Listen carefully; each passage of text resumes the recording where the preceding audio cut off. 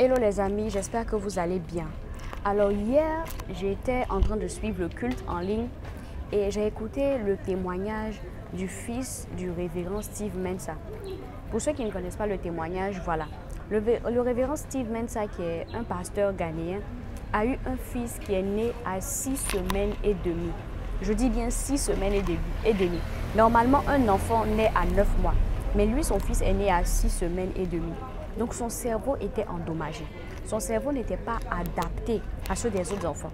Donc quand il était à l'école, il était considéré comme un attardé. Il ne réussissait pas à ses examens, il n'arrivait pas à passer en classe supérieure, il n'arrivait pas à raisonner comme ses autres amis. Il se demandait vraiment qu'est-ce qui se passait. Et le révérend Steve Mensah et sa femme ont commencé à, depuis sa naissance, ont déclaré, continuaient à déclarer des paroles positives dans la vie de leur fils. Même quand les autres disaient tu es nul, tu n'arriveras à rien, eux à la maison, ils lui disaient tu es intelligent, tu vas arriver quelque part, tu vas réussir ta vie, tu es fort, Dieu t'aime, tu es intelligent. Ils ont continué à déclarer ça au fur et à mesure. Et vous savez ce qui s'est passé? Un miracle a eu lieu. Cet enfant-là, il voulait devenir pilote et tous ses professeurs étaient unanimes. Il ne pouvait pas devenir pilote avec l'état qu'il avait. Son cerveau ne pouvait même pas passer un simple examen de CM2 ou de 6e. Comment est-ce qu'il allait faire pour raisonner comme des pilotes qui doivent calculer, qui doivent faire des trucs? Mais il est rentré à l'école de pilote et il est sorti major de sa promotion par la puissance de la parole de ses parents. C'est pour exhorter tous les parents qui ont des enfants. Parce que nous, en Afrique, c'est vraiment important. Nous, en Afrique, les parents ont une manière de dénigrer leurs enfants, de comparer leurs enfants aux enfants des autres. Ah, lui là, il est allé en France pour faire ses études. Lui là, il a eu un doctorat. Lui là, il a eu tant. Toi, tu es là depuis là, tu n'avances pas. Tu es nul, tu vaux rien, tu n'arriveras à rien. Tu es nul là. Moi, sincèrement, j'avoue qu'avant, j'avais ce genre de raisonnement là à l'encontre de mes frères et de mes sœurs. Mais j'ai arrêté ça. Parce que je me suis rendu compte que de un, ce n'était pas dans la volonté de Dieu. Et de deux, que ce n'était pas bon pour eux. Mais à plus forte raison, moi je ne suis pas leur maman. Excusez-moi pour le bruit. Moi je ne suis pas leur maman. Mais je suis juste leur soeur. Mais vous qui êtes les parents de vos enfants, vous êtes des autorités dans leur vie. Donc faites attention. Proclamez des paroles positives dans la vie de vos enfants. Arrêtez ce genre de paroles-là pour dénigrer les enfants. Pour dire à vos enfants, tu es nul, tu n'arriveras nulle part. Tu seras toujours... Salut, ça va? Tu seras toujours en bas. Tes amis sont en haut, toi tu es en bas. Tes amis arrivent. Écoutez-moi bien. Il peut arriver que dans le parcours d'un enfant, il échoue. Il peut arriver qu'un enfant n'ait pas son bac, ou qu'il n'ait pas son entrée en 6e, ou qu'il n'ait pas son BPC. Ce n'est pas pour autant qu'il va échouer sa vie.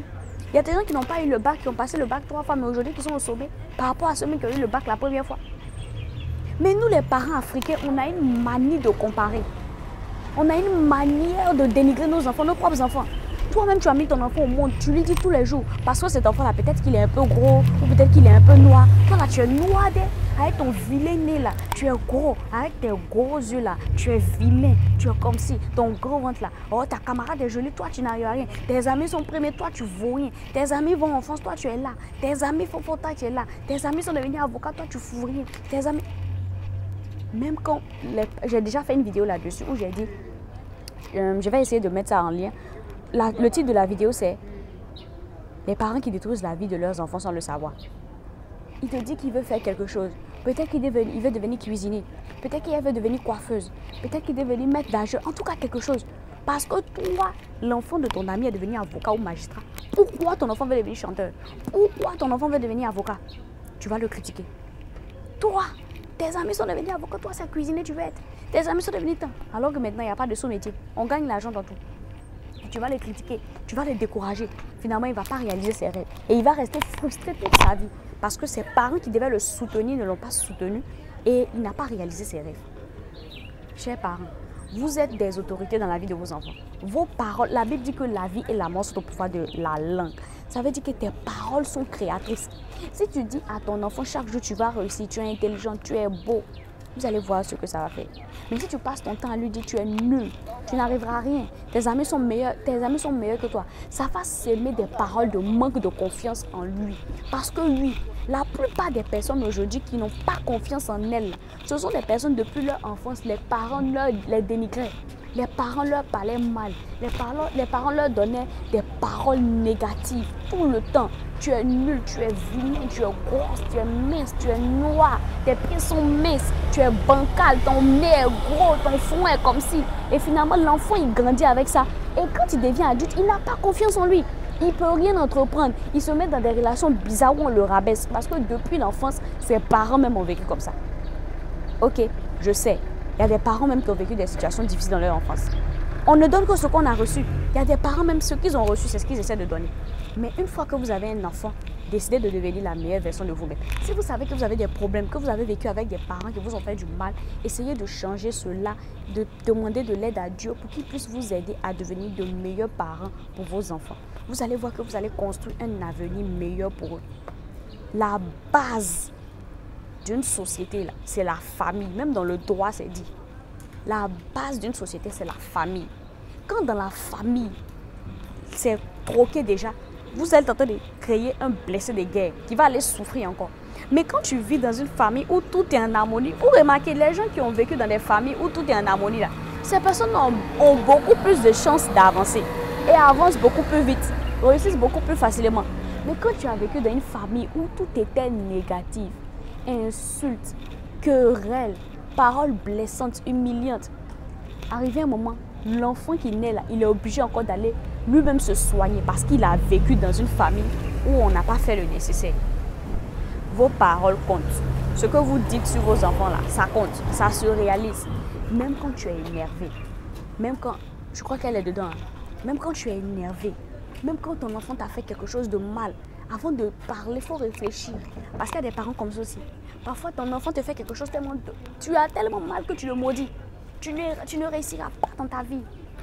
Tu ne vas pas te marier.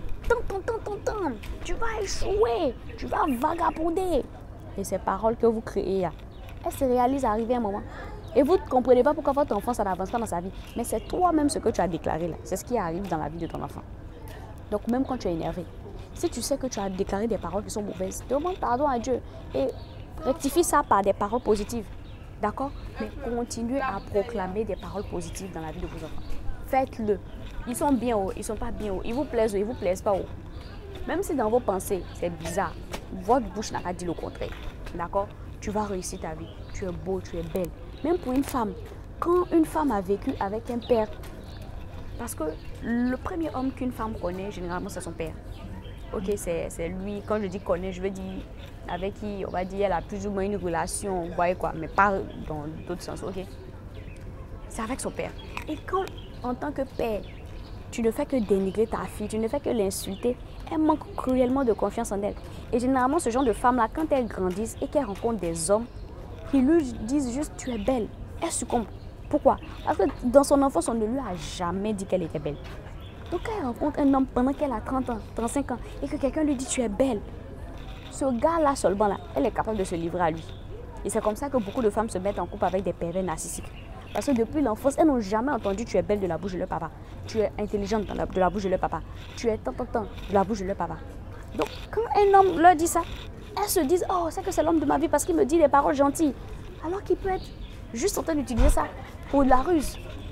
D'accord? Donc c'était vraiment une petite vidéo pour exhorter les parents. Vous qui avez des enfants, déclarez des paroles positives dans leur vie. Ok? Même quand ils vous énervent, ne dépassez jamais la limite. Ne maudissez pas vos enfants.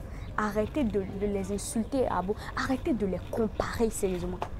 Je le dis toujours, ta vie n'est pas la vie de ton enfant. La vie de ton enfant n'est pas la vie des autres enfants. Si les autres sont devenus avocats, peut-être que ton enfant c'est dans la coiffure qui va devenir milliardaire. Si les autres sont peut-être que ton enfant c'est dans l'agriculture. Laissez les enfants vivre dans leur destinée. Dieu a prévu quelque chose pour chacun d'entre nous. C'est comme ça la vie là. Il y a des gens qui vont être millionnaires dans la coiffure. Il y a des gens qui... La vie est tellement simple quoi. Arrêtons de nous compliquer la vie. D'accord?